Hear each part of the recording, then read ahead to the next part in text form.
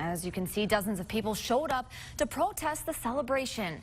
Thanks for joining us. First at 10, I'm Lauren Taylor. Tonight, animal protesters filled the street outside Lane Stadium, where Michael Vick was being inducted into Virginia Tech's Hall of Fame. WFXR's Eleanor Buckley was there and explains why protesters say the Hall of Fame is no place for him.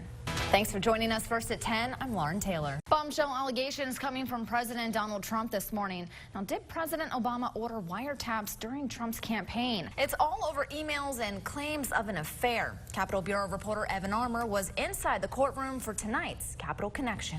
Now, you can't go to a big game without some really cool swag.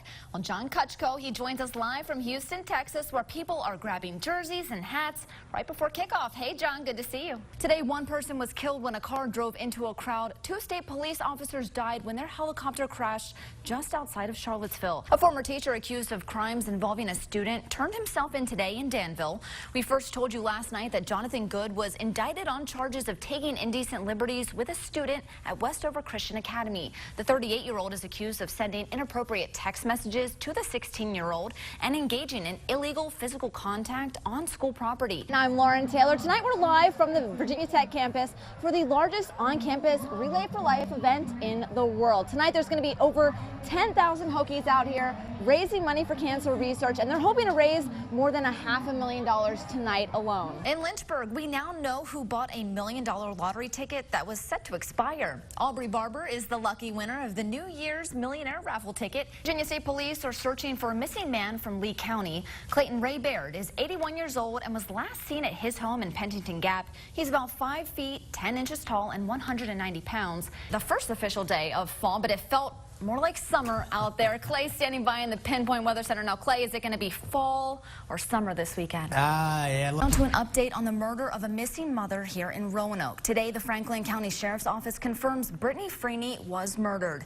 The 30-year-old mother was reported missing on May 2nd. Her body was found along Murray Knob Road by utility workers the next day. WFXR's Kristen Eskow spoke with county leaders today, and Kristen, they're getting a lot of feedback on that idea. Trucks, ambulances, and even a medical helicopter descended on the campus of Virginia Tech this evening, but luckily there wasn't a real emergency. Yep. That little boy almost drowned, but tonight he's safe and back home from the hospital.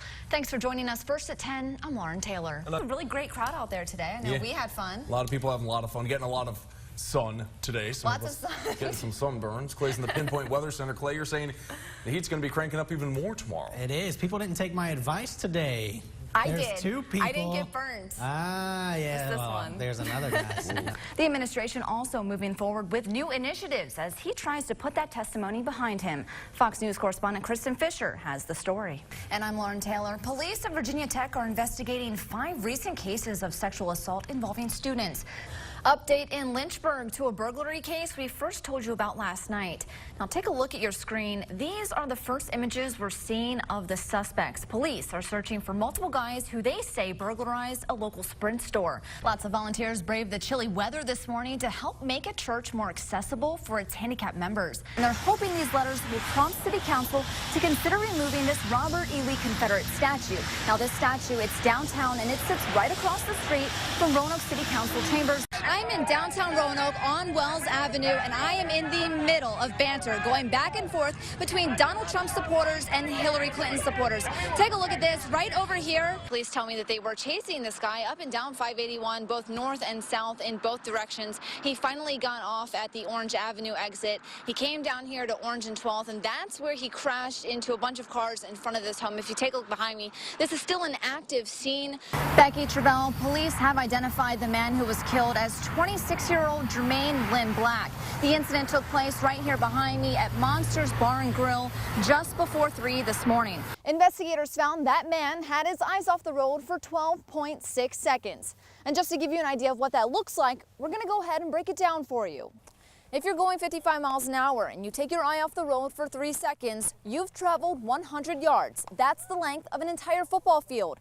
This driver had his eyes off the road for the length of 4 football fields combined. During construction, customers are going to have to deal with some minor inconveniences over the next couple of weeks, but renovation should be complete at the beginning of fall. In Roanoke, Lauren Taylor, WFXR News.